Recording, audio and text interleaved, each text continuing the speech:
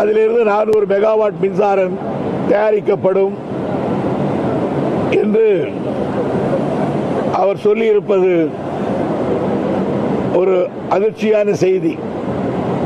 காரணம், ஒரு முதலமைச்சர் இவ்வளவு பெரிய ஒரு பிரச்சனையை சுதந்திர விழாவிலே பிரகடனப்படுத்துகிறார் என்றால் அதை லேசாக எடுத்துக் கொள்ளக்கூடாது. சித்தராமையா அவர்கள் யானோதோனோ என்று பேசக்கூடியவர் அல்ல, மிக நிதானவர், ஆனால் உறுதியானவர். அவரே இப்படி சொல்லி இருப்பது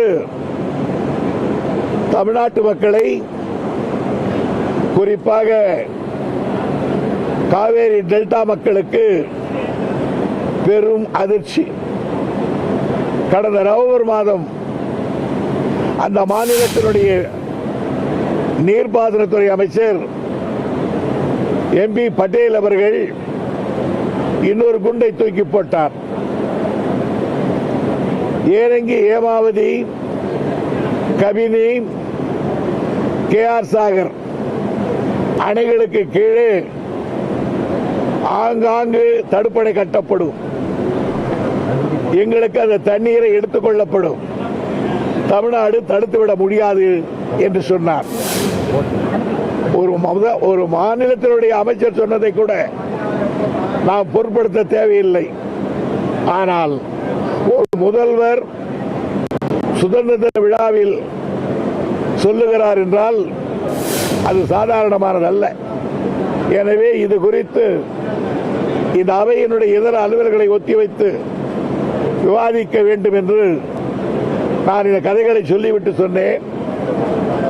இந்த அரசு உடனடியாக செய்ய வேண்டியது என்று கேட்டால், முதலில் ஒரு தீர்மானத்தை முதல்வர் அமைச்சர்கள் இந்த மன்றத்திலே கொண்டு வர வேண்டும்.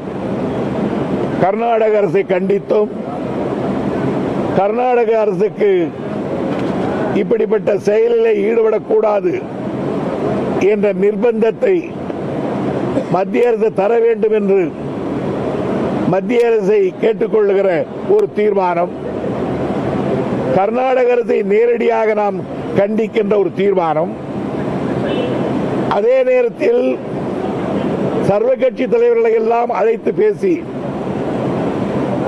நாம் தமிழ்நாட்டிலே 1000 கட்சிகள் இருக்கலாம், 1000 வேற்றுமைகள் இருக்கலாம், முதலில் நம்மிடத்திலே ஒற்றுமை வேண்டும். 1000 இங்குண்டு ஜாதி, இதில் அந்நியர் புகழ் என்ன நீதி என்று வெள்ளைக்காரனை பார்த்து பாரதி கேட்டதை போல் இங்கு கட்சிகள் பலது இருக்கலாம், ஆனால் காவேரியில் நாங்கள் ஒற்றுமையானவர்கள் என்பதை நாம் நிரூபிக்க வேண்டும். கர்நாடகத்திலே காங்கிரஸ் கட்சி ஆளுங்கட்சி, பிஜேபி எதிர்கட்சி, ஆனால் தோள் மீது உறைந்து கொண்டு கைகளை போட்டுக்கொண்டு பிரதம மந்திரி போய் பார்க்கிறார்கள் காவேரியிலே அணை கட்டுவது குறித்து. ஆனால் ஏன் நம்மிடத்திலே அந்த ஒற்றுமைக்கான உணர்வு இல்லை? அதை கொண்டு வர வேண்டுமானால் முதலில் ஒரு எதிர்க்கட்சி கூட்டத்தை கூட்ட வேண்டும். மூன்றாவதாக முதலமைச்சர் தலைமையிலேயே ஒரு டெலிகேஷன், ஒரு தூதுக்குழு எல்லா சர்வ கட்சி தலைவரை அழைத்துக் கொண்டு போய் பிரதமரை சந்தித்து இந்த பிரச்சனை குறித்து பேச வேண்டும். ஆகவே தீர்மானத்தை கொண்டு வருகிற பெருமையும், சர்வ கட்சி கூட்டுகிற பெருமையும், மத்திய சர்க்காருக்கு செல்கிற பெருமையும் நம்முடைய முதலமைச்சருக்கே கூட இருக்கட்டும், எங்களுக்கு கவலை இல்லை. ஆனால் இங்கே காரியங்கள் நடந்தாக வேண்டும் என்று நான் தெரிவித்தேன். தெரிவித்ததற்கு பிறகு அவரை எதையே நாங்கள் அம்மையார் அவர்கள் என்னென்ன நடவடிக்கை எடுத்தார்கள் என்பதை பற்றி பொதுப்பணித்துறை அமைச்சர் பட்டியலிட்டார். நான் ஒரு கேள்வி கேட்க இருந்தேன். ஒரே கேள்வி இதுதான். முதலமைச்சர் அவர்கள் எடுத்த நடவடிக்கைகளை நான் இப்பொழுது குறை சொல்ல விரும்பவில்லை, பாராட்டுகிறேன். ஆனால் இந்த சர்வ கட்சி கூட்டம் ஒன்று உடனடியாக கூட்டினால்தான் நாம் கேட்கிறோம் என்பது வரும்.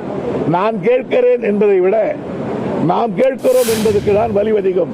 என்று சொன்னேன். ஆனால் சபாநாயகர் முதலமைச்சரை எடுத்த நடவடிக்கைகளை நான் பாராட்டுகிறேன் என்று சொல்லுவதை மட்டும் நிறுத்திவிட்டு அடுத்து நான் சொன்னதுக்கு மைக்கு கொடுக்காமல் தடுத்து விட்டார். அதனால்தான் நாங்கள் சொல்லுகிறோம், இந்த சபாநாயகர் ஒரு மாமன்றத்தினுடைய சபாநாயகராக இல்லை, அதிமுக அவைத்தலைவரை போல் நடந்து கொள்ளுகிறார். இது ரொம்ப கேவலமான ஒன்று. ஒரு சபாநாயகரை இப்படி நடந்து கொள்ளக்கூடாது. ஏனென்று கேட்டால் எதிர்கட்சிகளாக நாங்கள் இருக்கிறோம். என்றைக்கு சபாநாயகர் அந்த கட்சியை விட்டு வெளியே வந்துதான் சபாநாயகராக வேண்டும். முன்னாடி ஆளுங்கட்சி தான், ஆனால் நேர்மையாக நடந்த சபாநாயகர். ராஜாராம் அதிமுக தான், ஆனால் குழந்தைவேல் மீது கலைஞர் மீது குற்றம் சாட்டியவர்களுக்கு அது பொய் என்று நிரூபித்து காட்டியவர். ஆக பாண்டியன் கூட வாராளாக அதிகாரம் சொல்லுவார், ஆனால் நீதி நேர்மையிலே நேர்மையாக நடந்து கொண்டவர். ஆக இப்படி பல அதிமுககாரர்களை நாங்கள் பார்த்திருக்கிறோம். காளிமுத்து அதிமுக தான், ஆனால் இன்றைக்கு எங்களால் போற்றப்படுகிறார் என்று சொன்னால் அவர் கட்சிக்கு அவர்கள் லாயலாக இருக்க வேண்டும், ஆனால் மன்றத்தில் நாணயமாக இருக்க வேண்டும். அந்த நாணயத்தை இவரிடத்திலே எதிர்பார்த்து ஏமாந்த காரணத்தால் இங்கே வந்து சொல்லுகிறோம், யாரோ சில பேர்கள் திமுககாரர்கள் வெளிநடப்பு செய்து விடுகிறார்கள் என்று. என்ன செய்வது? எங்களுக்கு ஏற்படுகிற அநியாயத்தை ஊருக்கு உலகத்துக்கு சொல்வதற்கு நீங்கள் தான் கண்ணும் காதுமாக இருக்கிறீர்கள். உங்களிடத்திலே முறையிடாமல் நாங்கள் வேறு யாரிடத்திலே முறையிடுவோம். நன்றி, வணக்கம்.